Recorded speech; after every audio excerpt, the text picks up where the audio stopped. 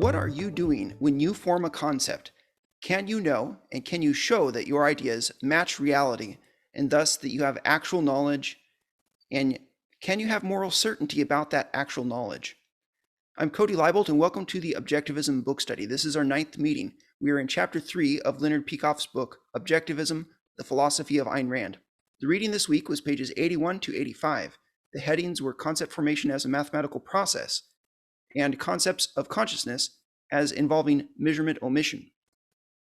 Go ahead and give this a share wherever you are accessing it. That will help us to reach more people. And you can register to join upcoming discussions or to find all the replays at christianintellectual.com/objectivism.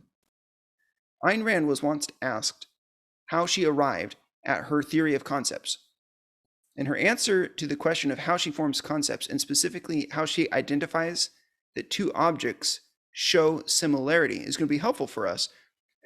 No matter what kind of life you have, you need to form concepts. And if you want to show that you're right when you make a claim about morality or about politics, or whatever it is that you're teaching other people or advocating, you're going to need to know how your concepts tie to reality. So what is the similarity when you form a concept between this and that? How do you demonstrate that it's the case? The answer is that the mind observes the qualities of the objects, and then the mind abstracts away the particular measurements. The mind notices a new fact about the objects as they compare to one another, and that fact is that the particular measurements, if they were omitted, would leave you with something that has a similarity in its aspects. The example that we look at with Ayn Rand is someone asked her about what is roseness? What does it mean to say that something's a rose? And she says, well, you could look at this rose and this rose. And in her mind, she says, you could abstract away the fact that one of them smells a little stronger. You could abstract away the fact that one's a little smaller than the other. But the overall set of measurements in which they fit is fundamentally similar. So she would form a concept about them. And I'll explain more about that in a moment. But the significance of this theory is this. It means that Ayn Rand has offered an account of what it is that we are doing when we claim to have knowledge about things. So this is no longer just a vague theory of saying they feel similar. Rather, it's I can say why they are similar, and I could show you, I could measure things, and I could present to you in a technical and a robust way why these things ought to be treated as similar. So here is Ayn Rand's account of how she formed the theory. I'm going to read to you from the Objectivist Epistemology book. It's called Introduction to Objectivist Epistemology. This is on page 307. This is a more technical book than the book that we're currently reading, but this little section will be helpful. So someone asked her, how did you come up with your theory of measurement-omission? And she says, all right, historically it happened this way. Somewhere in the 1940s, so over 20 years ago, I was discussing the issue of concepts with a Jesuit who philosophically was a Thomist. He was holding to the Aristotelian position that concepts refer to an essence in concretes. And he specifically referred to manness in man and roseness in roses. I was arguing with him that there is no such thing, and that these names refer merely to an organization of concretes, that this is our way of organizing concretes. We never really finished the argument, but after this conversation I was dissatisfied with my own answer, because I felt, yes, I have indicated where concepts come from, but I haven't indicated what is the process by which we organize concepts into different groups. Because I certainly don't agree with the modern nominalists who claim that it's an arbitrary convention or an arbitrary grouping. And then I asked myself, what is it that my mind does when I use concepts? To what do I refer and how do I learn new concepts? And within half an hour, I had the answer. Now, it took me longer than that to check it, to apply it to the various categories of concepts and to see if there are exceptions. But once I had the answer, by the logic of it, I knew that that's it. And that's it. So that's the theory we're now discussing, the theory of how she abstracts, how she forms mental concepts. So, or I should just say concepts, it's more clear. So I want to ask you a rhetorical question to get you thinking, and that question is, how do you form new concepts? What do you do when you form a concept? It's one thing to just read someone else's words about this and ask yourself, does this conform to what I expect? Does this seem plausible? But I want to ask you from your own observations. What do you do when you form new concepts? So let me give you just some examples of concepts that you could investigate. And I picked out a couple that you might have encountered as a teen or as an adult so that you can more easily imagine not having the concept and then forming it. So a lot of Christians are familiar with the idea of a seeker-sensitive church service. How did you form the idea of a seeker-sensitive church service? What did you have to do? What did you have to see? You had to attend a church, right? You had to witness a certain set of practices. You had to compare it to other sets of practices. That's what you're doing. How about this idea? This is a new concept. How did you form this concept? Courting. Have you ever heard of courting as opposed to dating? It's the idea of being romantically involved, typically with the intention of getting married. And it's an idea that's prevalent within homeschoolers, within conservative Christians, because they think that there's something wrong with dating. So let's invent a new kind of dating and we'll call it courting. How did you come up with that idea? What did your mind have to do in order to differentiate courting from dating or from an arranged marriage or other ideas? What was your experience when you formed the concept of courting? Here's another one. This is from a different language. Schadenfreude. If you're not familiar with the German term, it means taking pleasure in noticing that somebody else is experiencing misfortune. How did you come up with that idea? Or when you began to understand it, what did your mind do to form the idea of Schadenfreude? Well, let's talk about how Ayn Rand did it. This is my exposition of what I believe Rand is doing when she was talking with a Thomist. And the Thomist said, "Where is the roseness in the rose?" So she thought about what a rose is, not about the words, but about what she observed. This is a thing. It grows. It's about this big.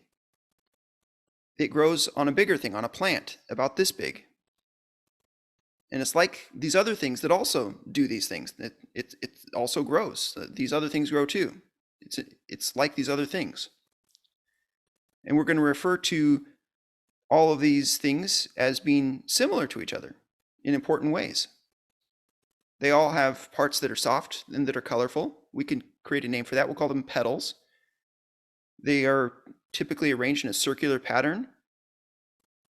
And then there's something in the middle of that circular pattern. We could call that the bud. And she had to think about each one of these details. It comes from a stem. The whole thing, the stem, the petals, the bud, and everything else associated is called the flower. The flower grows on a bush. It's a growing thing, like many other growing things in this case, one that does not have locomotion. So we're going to differentiate it from some other growing things, like cats. It does not act like a person. It does not speak. It does not see. It does not think. So we have this category for things that are like that. We call them plants. Now, it's like a group of others that are like it. Within all the plants, there are some that have these petals, but some that don't. The ones that have the petals, these are flowers. So there are many types of flowers that look many types of ways. And one way that they can look is this way that this one looks. And we'll call the ones that look this way roses. And we know from growing various flowers that it's not an accident that each kind looks the way that it does. Flowers reproduce after their kind. Being a rose means not only being a specific shape, but also being from a specific genetic line of flowers, and being within a range of sizes and smells and shapes possible to flowers, but seen in a specific range of possible configurations, sizes, colors, parameters, in the case of all the known roses. So you could get out a tape measure and you could measure the aspects of one particular rose. You could compare it to others. You could compare those measurements to other flowers. You could justify your claim that each member of this group of objects possesses the same distinguishing characteristics if you omit the particular variations in the exact measurement on the tape measure, or you omit the measurement of the exact fragrance or the power of the fragrance or the exact coloration. But you can say that there is a set of parameters and that all the roses fall within these parameters of shape, configuration, and so on. That they have thorns, the qualities about them that you can observe. in such a way that we realize that it's going to be a great mental space saver. It's going to be very convenient mentally to integrate these objects, these roses, and to consider them as being similar to one another, and they merit being included in a single kind. That is, we place them all in the same classification or type to signify that in reality they do actually share similarities. And they share these similarities in such a way that it's profitable to us to treat them as being members of a single group. This treatment allows us to infer that what is true of the category of objects as such will be true of the individuals in that category as well. All else equal, barring things like damage or destruction of the object, for instance. Somebody goes on and clips the thorns off the rose, but suppose that you could abstract that away. You know that having thorns is a feature of roses as such, and so when you come upon a new one that you've never seen at the store, you expect that there will be thorns unless somebody has clipped it. So we can condense our knowledge, and instead of memorizing 1,000 distinct observations about 1,000 different roses, we can notice that our observations and all of our observations that we make about particular roses are going to relate to our knowledge about the set. So this is noticing a new fact. It's noticing not only fact A and fact B, but noticing fact C, which is that fact A is present in rows 1 and rows 2.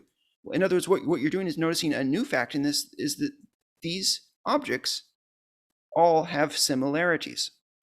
So Rand's theory of concepts here requires that you have a theory of what is similarity. And that's what we're going to get into in the discussion in the book today is what does it mean to say that something is similar? And can you demonstrate that? And what is it that you're saying when you say that? So we notice that all the observations that we make about particular roses, they relate to our knowledge about the set on a whole, not just to the individual rose that we happen to have in view at the moment. So we have a category rose, which is useful. And in some human contexts, it's necessary. If you're a florist, you need the category of rose. If you're purchasing a certain kind of flower for your loved one, you probably need the category of rose. And it's the human action that necessitates having this distinction in our minds. So in some contexts, it's necessary to have this concept of rose so that we can be consistent in how we recall facts about the objects, so that we can be consistent and efficient in how we bring our knowledge to bear as we put these objects to use, say, for example, getting a present for somebody. So something like that, I believe, is what Ayn Rand was thinking. Everything that I just said, that entire spiel, that's what it took her half an hour to think through. That's what she was thinking about when she asked herself, what am I doing when I form the concept of a rose? She was tracing all of her knowledge about the individual roses that she's observed, connecting it with her whole set of observations about the other roses, and then also about other things that are similar but not the same, and then other things that are more generally in a similar field of objects but not the same. Flowers, plants, living organisms, etc. The concept is a mental integration of the particular to the objects similar to it relative to all the other objects that are known to exist. So it's all positioning of one observation relative to a different observation and a different one and a different one and a different one. It's a creating of a mental hierarchy. That's what's going on. The concept in Rand's mind was not the dictionary definition. Listen to the dictionary definition of a rose: a prickly bush or shrub that typically bears red, pink, yellow, or white fragrant flowers native to north temperate regions. Now, when she formed the concept of what a rose is, do you think that part of her idea of what a rose is that it was native to northern temperate regions? That may be the scientifically correct definition for the purpose of scientific context, but in her mind, she may not have known that that's where roses are native to. She might not have known that they can be yellow. Maybe she'd only seen red and pink and white, for all I know. I have no idea. She might not have known that from the scientific point of view, it's necessary, it's essential from the scientific point of view to mention that this is prickly and that it's a shrub and that it's a fragrant flower. But what she knew was all the things that I just described before. Notice the difference between the concept, as I laid it out, a hierarchy of observations related to other observations, versus a scientific definition. They're both useful, but they're not the same thing. So the scientific definition that I just gave, the prickly bush or shrub that typically bears red, pink, yellow, or white fragrant flowers native to north temperate regions, that's a true description of roses, and it is a correct scientific definition of roses. A concept is not a definition. And we will get to what definitions are in a later reading. But a concept is more than a concept is not just a short set of words limiting what things are supposed to be in and what things are supposed to be out of the category. Notice what the definition did. The definition would say, well, it's got to be a prickly bush or shrub. So if you could look at a tree, you could say it's definitely not in the category of roses because it's not a bush, it's not a shrub, and it's not prickly. So that the definition makes it very fast to identify what's in and what's out, but it doesn't tell you what the things in actually are. It doesn't give you the full context. So a concept is more than just this short set of words limiting what things are to be analyzed as being within the category or outside of the category. It's actually, a concept is all that which is known about all that which is in the category, held as an integration with a name. And when you put the name on it, that makes it into a concept. So you notice the difference between what Rand did versus trying to just go look it up in the dictionary. And there's a problem that we have if you try to think intellectually about terms and concepts, if you go to the dictionary, and I'd like to illuminate that for you. So notice, if you were to, for instance, let's say you wanted to know what is my concept of a word like social media. Let's say you looked up in the dictionary, what's social media? It's an online network of social interactions, personal relationships. But then you want to maybe make a chain of definitions. So you want to go to the next thing would be to ask yourself, well, what's a network? A network is a group of interconnected people or things. And what's social? It means relating to society. So then you open up your dictionary to social because you really want to know, like, where's the answer? Well, society is an aggregate of people living together in a more or less ordered community. So then you look up community. Okay, so it's a group of people living in the same place or having a particular characteristic in common. So you're like, okay, so what are people? And you go back and back and back in the dictionary. People are human beings. Well, what's a human being? Well, it's a man, a woman, or a child of the species Homo sapien, distinguished from other animals by superior mental development, power of articulate speech, upright stance. Okay, so what's mental? Well, that means relating to the mind. Okay, so what's the mind? And you go back and back and back. Well, it's the element of a person that enables them to be aware of the world and their experiences. Okay, so you go back and back and back, but at some point you're in danger of finding a circularity in the definition. Because in the definition of mind we have, it's an element of a person. But if you look up a person, it's a being possessing a mind. And this is not just a thing that you find in that definition. Like, for example, if you look up condescending, it'll say it's patronizing. And if you look up patronizing, it'll say, well, it's condescending. And there are other examples.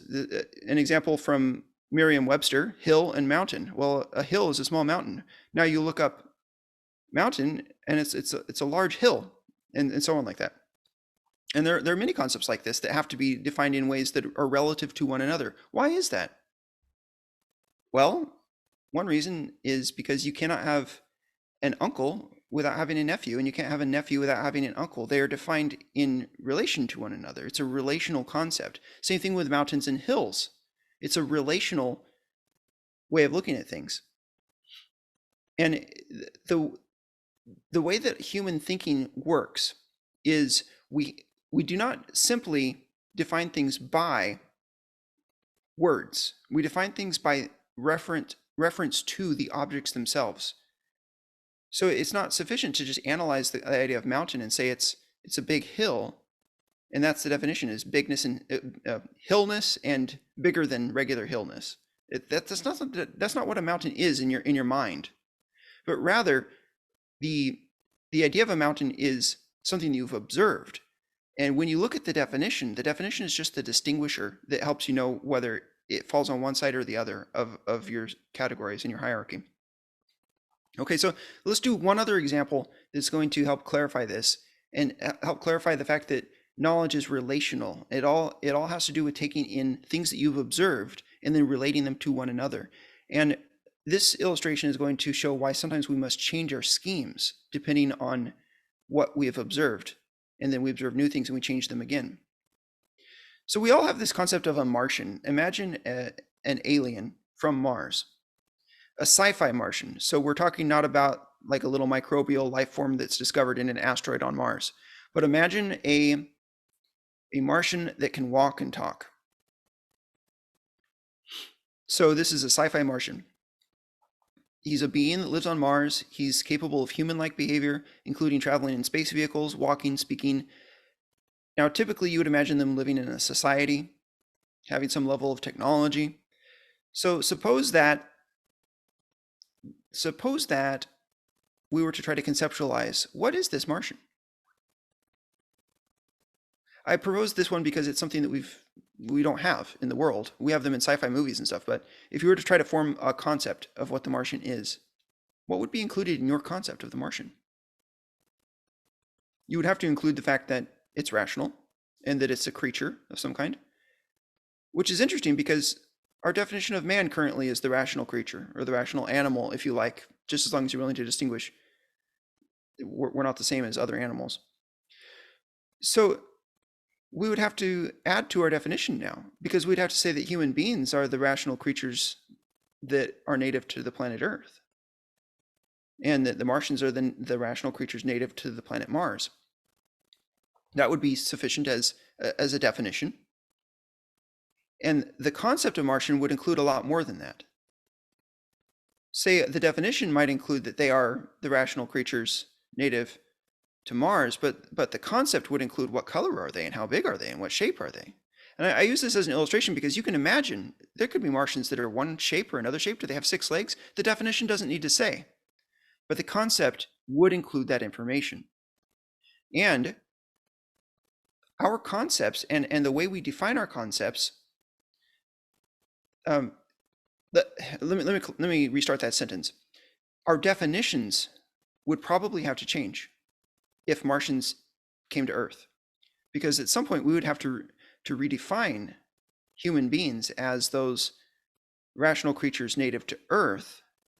We didn't used to have to say native to Earth, but now we do. So our definition has changed in order to distinguish between facts that are now available to us in our new context. And at some point we might not call ourselves human beings. Maybe we call ourselves Terrans. So we have Martians and Terrans. We might call ourselves Earthlings. Who knows? The point, though, is that when the definition changed, the definition was a description used to differentiate between the facts that we observe within our overall context of knowledge. But when we changed the definition of human being, does that mean that we changed the concept of human being? No, because the human beings have always been those rational creatures native to Earth. That's always been the concept, and many thousands of other observations as well, including the fact that we have mothers and fathers and every other thing that you could ever say about human beings. So those things might not all be true of Martians. Perhaps Martians have 3 dads. I don't know. So you get the idea that the concept doesn't change, even if the definition does have to change. All right, that is as far as the introduction goes. I know that's almost like a lecture, but I wanted to get that out there because I think that sets the context for understanding what Rand is doing overall in definitions. I'll take questions about what I've just described, and then I think we should go into the book a bit, and then we'll take more questions. So we'll take questions multiple times. But first, questions about what I've described so far. Okay, I'm going to roll forward in the book. So go to page 81. This is where we'll start in the book. Rand's solution to the problem of how we get concepts from reality lies in her discovery that there's an essential connection between concept formation and mathematics. Measurement is the identification of a relationship, a quantitative relationship established by means of a standard that serves as a unit. If you've read through the material, this is all familiar. It's not particularly difficult. It's just you have to read it a little slow, I think. But the process of measurement involves 2 concretes, an existent being measured and then also the existent that serves as a standard. So you want to measure your table, you get out your tape measure. That's all she's saying. That's all Peikoff is saying. Go to the bottom of that page. In the process of measurement, we identify the relationship of any instance of a certain attribute to a specific instance of it selected as a unit. So in this case, we select feet or inches or whatever. Go to the top of page 82. We cannot perceive 240,000 miles, but the distance is expressed in miles, and a mile is reducible to a certain number of feet, and a foot is this. This is pointing to the fact that ultimately your measuring is relational. It's relative to something that is within the human perspective, the human context of being able to perceive, to have perceptual knowledge. We can't have perceptual knowledge of the distance to the moon. We can have perceptual knowledge of a foot or an inch or a meter or something like that. Rand writes in the middle of 82, the purpose of measurement is to expand the range of man's consciousness, of his knowledge, beyond the perceptual level, beyond the direct power of his senses, and the immediate concretes of any given moment. The process of measurement is a process of integration on an unlimited scale of knowledge to man's limited perceptual experience, a process of making the universe knowable by bringing it within the range of man's consciousness by establishing its relationship to man. So Peikoff writes on the bottom of this page that measurement is an anthropocentric process. I agree with him there.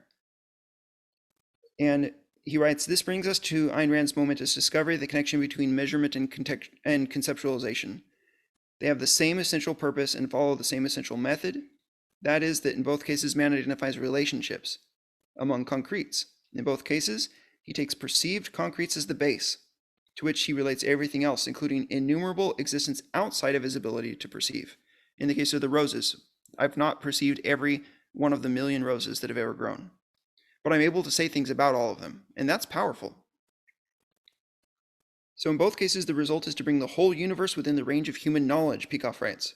In both cases, man relates concretes by the same method, it says quantitative means. Both concept formation and measurement involve the mind's discovery of a mathematical relationship among concretes. And this is what Peikoff calls Ayn Rand's seminal observation. The similar concretes integrated by a concept differ from one another only quantitatively, only in the measurements of the characteristics. When we form a concept, our mental process consists in retaining the characteristics but omitting their particular measurements, or their measurements is what he says. So Peikoff goes on, this is the top of page 83, a child observes that a match, a pencil, a stick have a common attribute, length. The difference in this respect is only one of magnitude. The pencil is longer than the match, shorter than the stick. The three entities are the same in regard to the attribute, but they differ in measurement. And so again, we see the idea that you have to compare one thing to another and to another in order to form a concept. This idea of length could not have been conceptualized except for by a process of comparison. That's what you're doing. And when you give words to it, you are giving words to your comparing. To your comparing, it's a human action. So in the middle of page 83, this is a quote from Rand, length must exist in some quantity, but it may exist in any quantity. I shall identify as length that attribute of any existent possessing it, which can be quantitatively related to a unit of length without specifying the quantity. So that's a little wordy, but it's technical, and that's what we're doing. The bottom of page 83. To omit measurements, Miss Rand stresses, does not mean to deny their existence. It means that measurements exist but are not specified. So in my mind, when I conceptualize the roses as a whole group, I'm not saying they have no measurements. I'm saying they have either this measurement or that measurement in a certain range.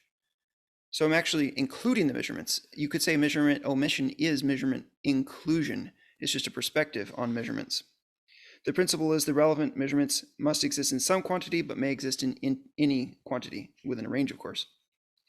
And then if you go to the next page, and I'm not going to go in as much detail through the rest of this chapter, but the bottom of page 84 discusses tables and how you would integrate tables.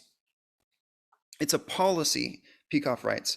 The policy which represents the essence of the conceptual process amounts to the following. I know certain attributes of tables. Whatever other attributes I discover, the same process will apply. I will retain the attribute, I will omit its measurements. And then he writes, the concept may be said to retain all the characteristics of its reference and to omit all the measurements. This principle applies even in regard to characteristics unknown at a given stage of development. So the grasp of similarity is essential, and in this next section he explains how we get similarity. And similarity would just mean that you've observed that there are certain attributes, and you've observed that, well, there's a relationship between them, between more than one existent. And the relationship is that they have these attributes, but to different degrees. And similarity, in this chapter they explain, similarity is a mathematical fact. If somebody is not sure when you say something is similar, you can mathematically verify it. You can measure it. And then you will be able to show that there is a similarity. And that is the essence of abstraction, according to Objectivism, writes Peikoff. men abstract attributes or characteristics from their measurements. And he writes, the process of measurement-omission is performed for us by the nature of our mental faculty, whether anyone identifies it or not. On the conscious level, one need merely observe similarities. His point here is that you don't have to have numbers. You just, in your mind, you can look at the pencil and the ruler, and you can say, well, there is something there, and then there's more of an extension there, and so it's a relative measurement, and then eventually you'll create concepts such as numbers, but you don't need the concepts of numbers to get to the concept of relative extension. Top of page 86. When we first conceptualize, we focus on attribute perceptually, not conceptually, nor do we need knowledge of numbers, as I was just saying. He writes, we need to observe variations in degree or amount, such as longer, much longer, shorter, much shorter. Skipping to the bottom of that section, he writes, we are thus grasping in implicit approximate form that particular length's quantitative relationship to other instances of length.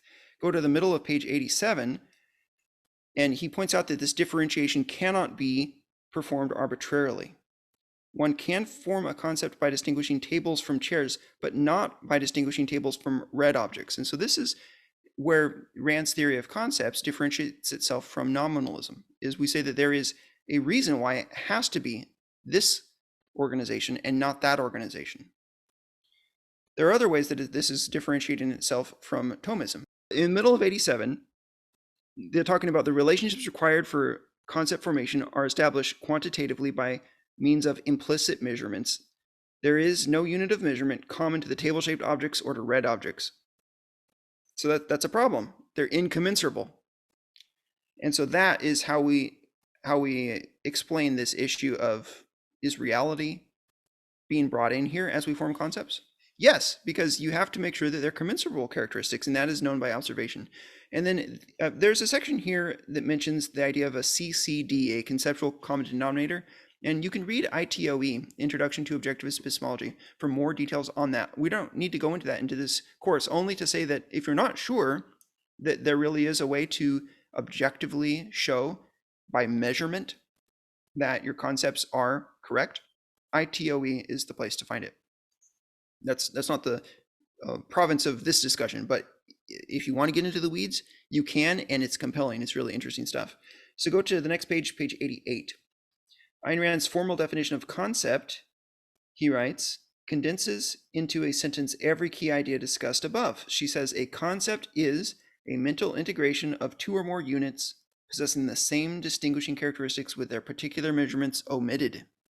Now, this is getting technical, but I want to point out here, this may be a contentious point. Is a concept really a mental integration of two or more units possessing the same distinguishing characteristic? Is it really a mental integration? And how is it that Rand can say a concept is a mental integration of these things, but at the same time she'll say the concept is the things? And according to my understanding, the way that you account for that is a concept is a mental integration of the observed particulars. It is the particulars as observed by the mind. In other words, there are no concepts if there are no people. And perhaps God has concepts as well. I don't know how to describe God's knowledge, but in the context of life under the sun, if there are no people, there are no concepts. Concepts are a mental integration performed by people of things, and they are those things as observed by the people. In the middle of that page, there's a question posed. Since the mind omits measurements, whether a man knows it or not, one may ask, what is the practical purpose of this objectivist theory of concepts? And I read this in our video last week, but there's two different parts to it. And one is that philosophers have to understand the process if they're going to go back and check it and be objective and make sure that there's no mistakes. And then the other is, if you don't have this theory of concepts or some theory of concepts that is valid and demonstrable, you're going to have skepticism and relativism. You're going to have subjectivism. You're going to have society run by people that say, oh, that's just system building. You can't really know. We should just be pragmatists. All these problems that we see in society today. And I think it's important to connect what we are looking at here, this theory of concepts, to what's going on in the world today. And that's actually what the rest of this book is going to do. Once we get into the future chapters, we're going to look at objectivity. the theory of man. We're going to look at ethics and politics and so on. All of that is going to be building on this theory of concepts that says that, yes, we can be certain that we have knowledge.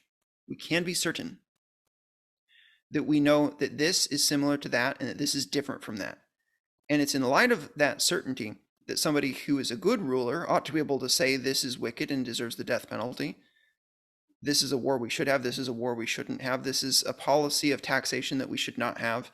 All these different things that we could be debating are all going to rest on the ability to say, I am certain that these two things are similar and that these two things are different. And that's why we need concepts. So that's what's at stake here. Top of page 89.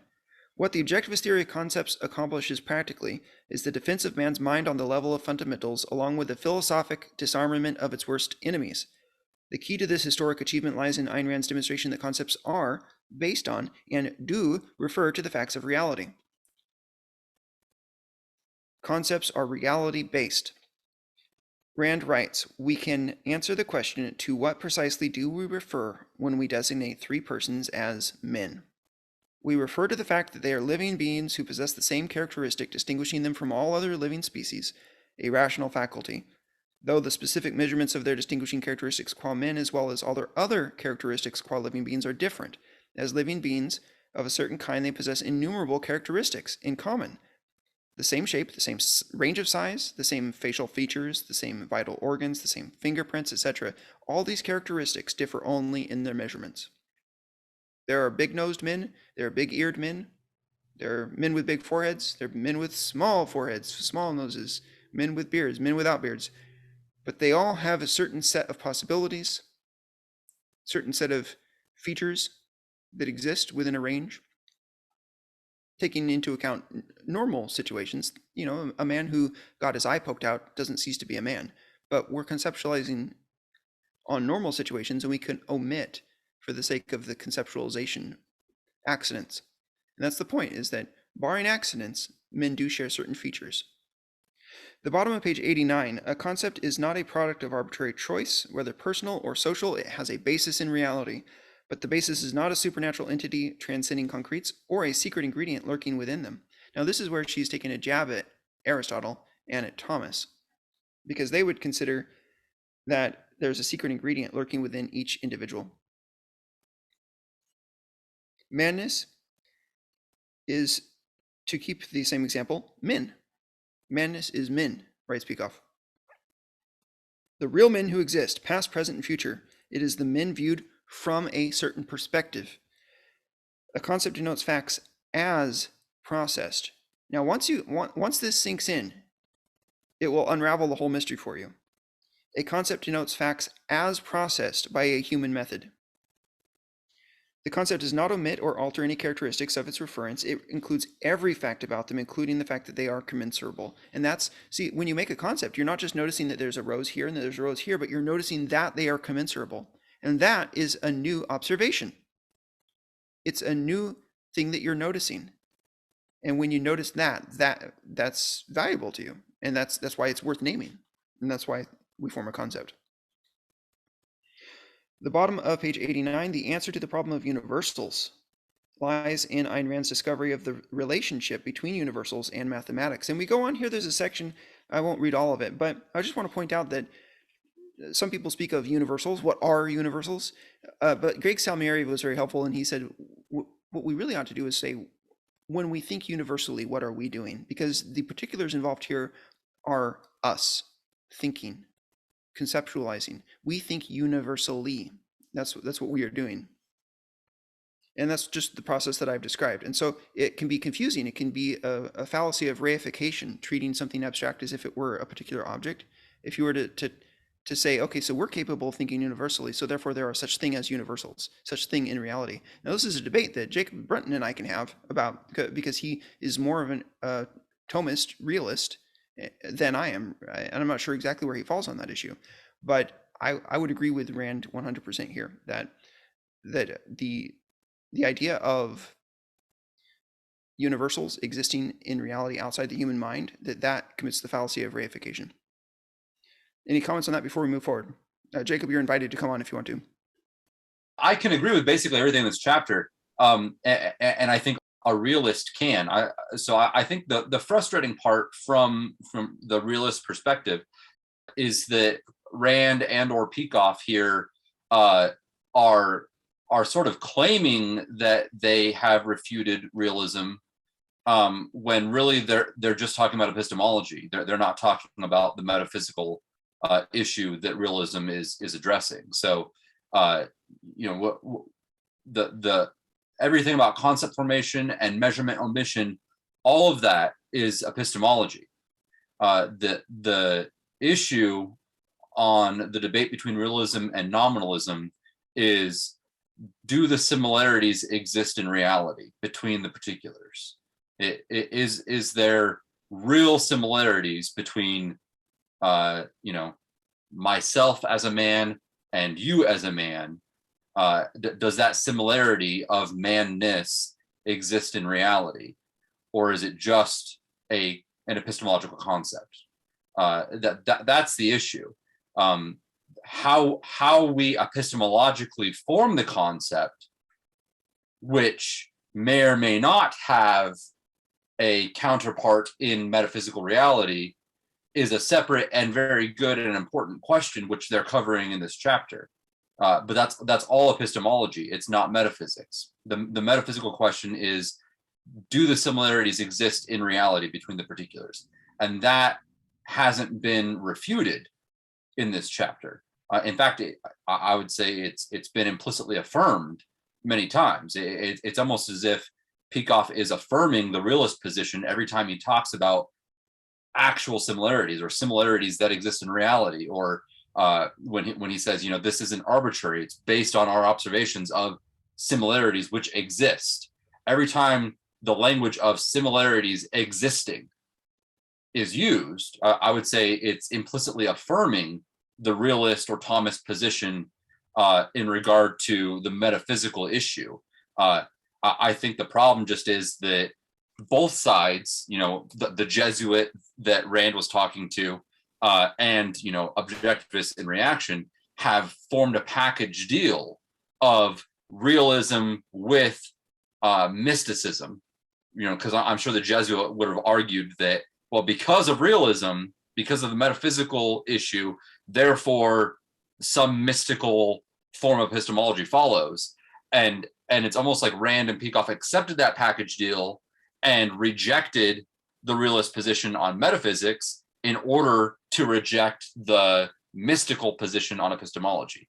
And as we talked about before, I want to just say they don't have to be a package deal. You can have the realist position on metaphysics and the objectivist position on epistemology.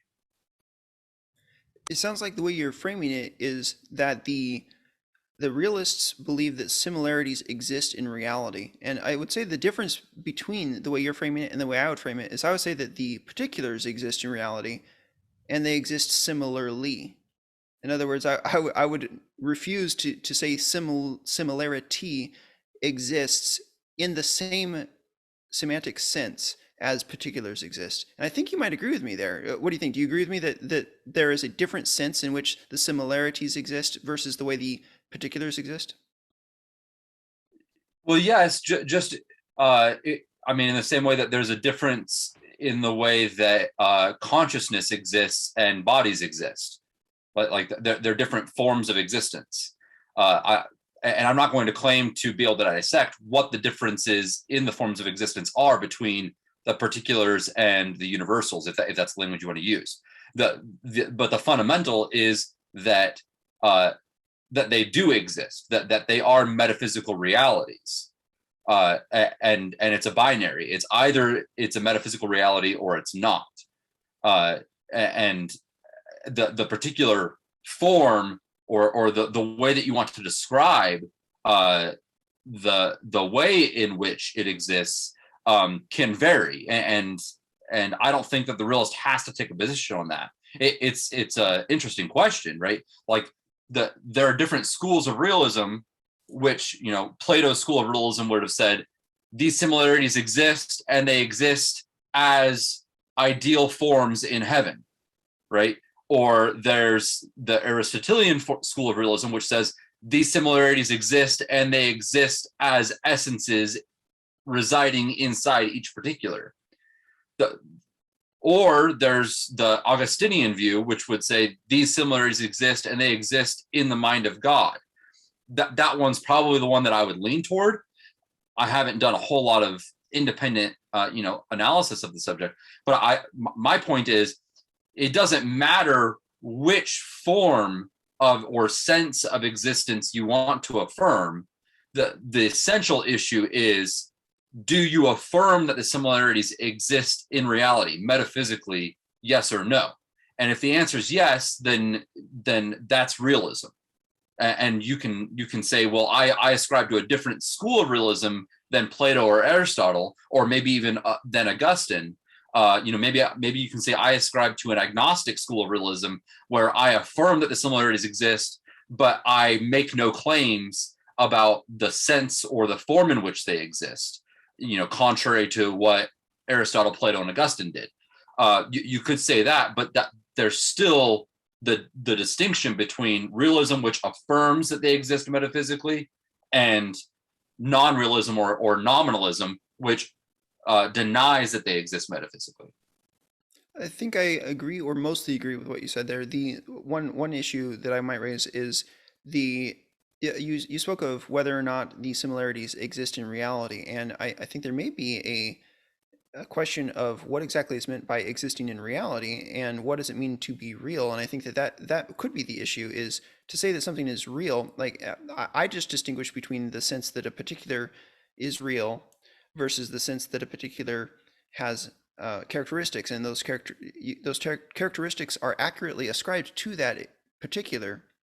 That does not necessarily mean that the characteristics have any existence outside of the particulars, and on that Aristotle agrees, but he says that the way that you must understand them is in regard to this term essences. And I think that is ultimately where the objectivists and Aristotle have to disagree, is on what is the essence. And as I was able to talk about this with Andrew the other day, and he's asking, how do I differentiate between which one is true here, the Aristotle view, or perhaps, like you mentioned, the Augustinian view, or perhaps Rand's view? And I suggested to him that he could be agnostic in regard to the question of how the similarities do exist, until he has a demonstration of the claim that is made by Augustine or by Thomas or something. And that nevertheless, he could still affirm what Rand is saying and Peikoff is saying about the epistemological side of things. And he could assume that is true regardless of what he finds out about those other issues. How do you understand that, Jacob? Does that seem correct? Yeah, I agree that you can remain agnostic to an extent on the metaphysical question of whether or not the similarities exist, and still affirm everything about the epistemology that's being affirmed by Rand and Peikoff. I only add the caveat that a lot of what is being affirmed about the epistemology, insofar as they are rightly distinguishing themselves from nominalism, depends on the implication that the similarities do exist. And when I said exist in reality, I just mean that to differentiate from someone who might say, well, yes, they exist, but only in our minds. So, someone who wants to use the term existence in a non-metaphysical or more epistemological sense. It's possible that there's people that would say the similarities exist in reality, and then other people might say the similarities exist only in our minds. I believe what Rand and Peikoff are doing here is trying to claim that the similarities exist in reality as perceived by our minds in relationship to other objects. And so that could be a point of disagreement here. I'm not sure. I saw Isaac, you had your hand raised. And Jacob, did you have anything else you want to say, or should we go to Isaac?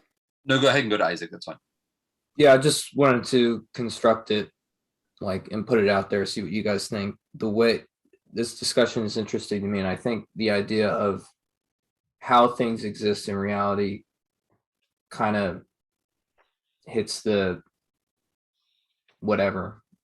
I can't think of the expression, but it's kind of where I'm at with it, is when you think of particulars, or things that exist in reality, it's easy to talk about things that we typically think of things that like I can hold in my hand, or more generally perceive, things that we can use our senses and say this mug exists in reality, or this thing that I smell exists in reality. Look, smell it.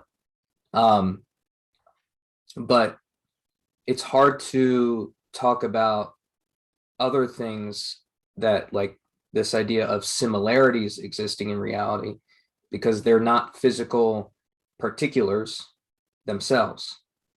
And that idea of that Jacob suggested of consciousness, I would say that consciousness does exist, but it's not a particular that I can hold in my hand, or that I think that I can perceive directly. I think it's only a thing that I can say exists by describing its reality in by my own experience, and then somebody else hearing that kind of thinking, oh yeah, I experienced that as well, therefore consciousness exists. But it's not like a thing that I can point to in reality, like physically. It's a thing that I sort of point to reflexively in my mind. And I think the same is true for similarities. Is that true or not? You brought up several different topics. It seems like one thing that's on your mind is what is the there's a distinction to be made between entities that we can touch versus entities that are of a mental or spiritual nature. And you're trying to ask the question, how can I demonstrate to somebody else that these spiritual particulars, or like the consciousness, exists? Am I understanding your question right? I'm not articulating myself very well, but it's the idea of, if I were to say similarities exist in reality, okay, they don't exist in reality in the same way as particulars or as physical objects, right? But they are still particulars. Like my consciousness is a particular. Yeah, I think I'm conflating particulars with physical objects. So it's easy to talk about physical objects that exist in reality. But if I were to claim that similarities exist in reality, this idea that physical objects exist in reality differently from the idea of similarities existing in reality. In the same way, consciousness doesn't exist in reality in the same way as physical objects do. I think the point that I'm trying to tease out here is that this idea that was like suggested that I hadn't really thought much about is that there's different ways of existing in reality, of things existing in reality, such as the difference between consciousness existing in reality and physical objects existing in reality. Yeah, and you can see that in Aristotle's categories of being. Like, for instance, there are objects, but then there are also actions. There are ways that one thing can be related to another, and there are adverbs, would be the way of acting is another kind of category. And yeah, the way I would, and this may be a point of contention, but the way that I would understand these different categories of being is, I would say that a physical object is a particular.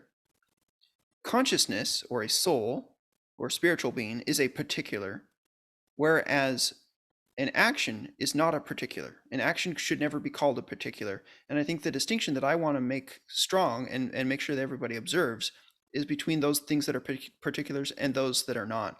So running, you could not say, you could only say that there is running happening if you pointed to a particular that was running. It's required. So in terms of the scale of what is fundamental and what is derivative, running is derivative and the runner is fundamental. And you must distinguish between those two things.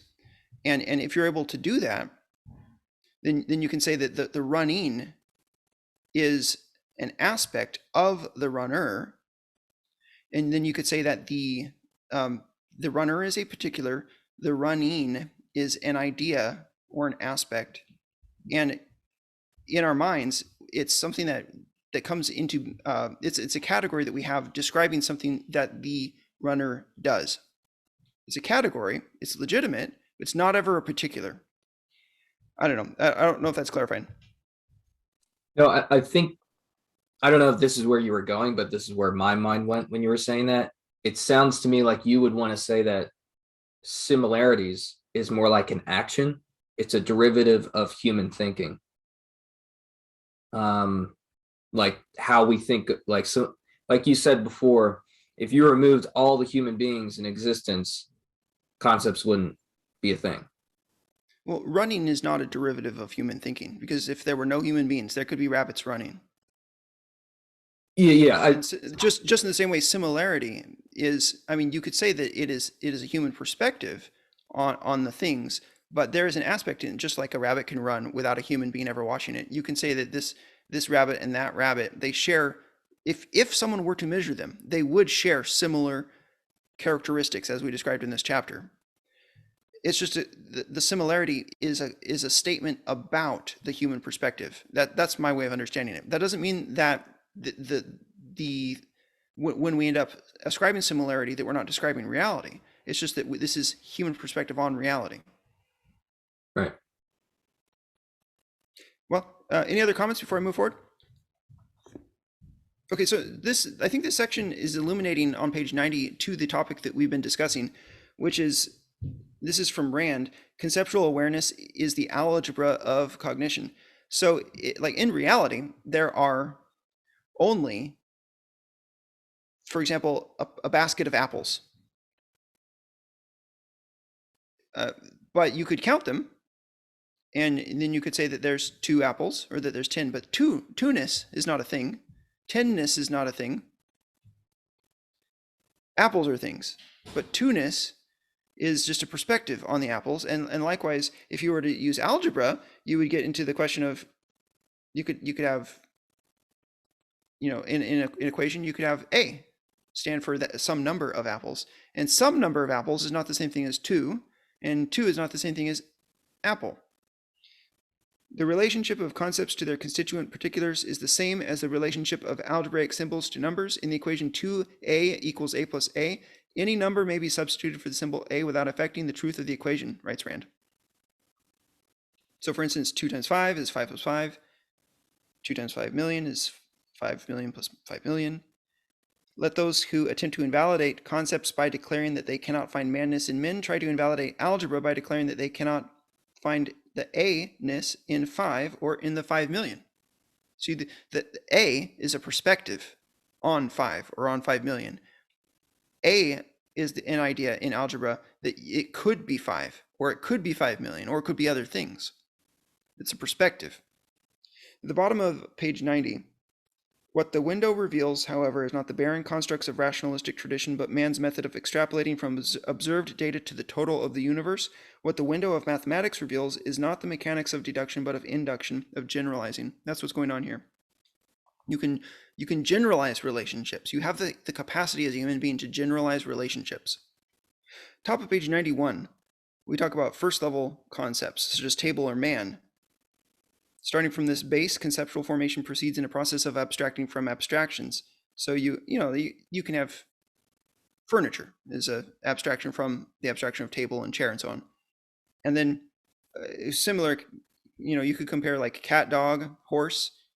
You could abstract those into a group called animal, and you could abstract animal, plant, and man into living organism. So you have layers upon layers of abstractions. Bottom of page 91, the process of abstracting from abstractions continues on successively higher levels, each representing a greater, extensive, or intensive knowledge than the preceding level, and presupposing a longer chain of earlier concepts. And we'll wrap up here in just a minute. Just a couple more thoughts about this. Top of page 92, since a proper theory must explain every kind of concept, I want to turn here to another kind, the concepts of consciousness. And he has a whole section here on concepts of consciousness. You can also go in ITOE to find more about that, but we'll skip that. It's useful, but it's not exactly necessary for demonstrating the point that we're demonstrating in the video today. So go to the middle of 95. Miss Rand observes there is the vast and complex category of concepts that represent integrations of existential concepts with concepts of consciousness, a category that includes most of the concepts pertaining to man's actions. Concepts of this category have no direct reference on the perceptual level of awareness, though they include perceptual components and can neither be formed nor grasped without a long antecedent chain of concepts. For example, the concept of friendship, writes Peikoff, denotes a relationship between two people, one that involves a certain pattern of behavior flowing from a certain kind of mutual estimate. This concept cannot be formed or grasped merely by observing what the individuals do or how much time they spend together. It requires that their actions be integrated with several concepts of consciousness, such as value, interest, affection. And so he's showing how we're going to build concept upon concept to get the idea of society, friendship, nation, law, marriage, employment, the economy, capitalism, justice, independence, totalitarian dictatorship. All of these concepts are going to be built as abstractions upon abstractions upon abstractions, and they are all traceable, reducible down to the reality. And that's the essential point here, is that they are all reducible. And so that's, now that we know that they are reducible, we will proceed in the future weeks to show how these concepts are reducible. We have a little bit more to go on the topic of epistemology as such. We're going to talk about definitions. We're going to distinguish definitions from concepts further and explain what definitions need to be in order to be real. Some resources that I recommend that if anyone wants to go into more detail about this nominalism, realism discussion would be Greg Salmieri has a useful course, Objectivist Epistemology and Outline. And he explains this problem of universals. I highly recommend that one, as well as some of Leonard Peikoff's courses, such as Objectivism through Induction, and his courses and book on induction in physics, those kinds of topics.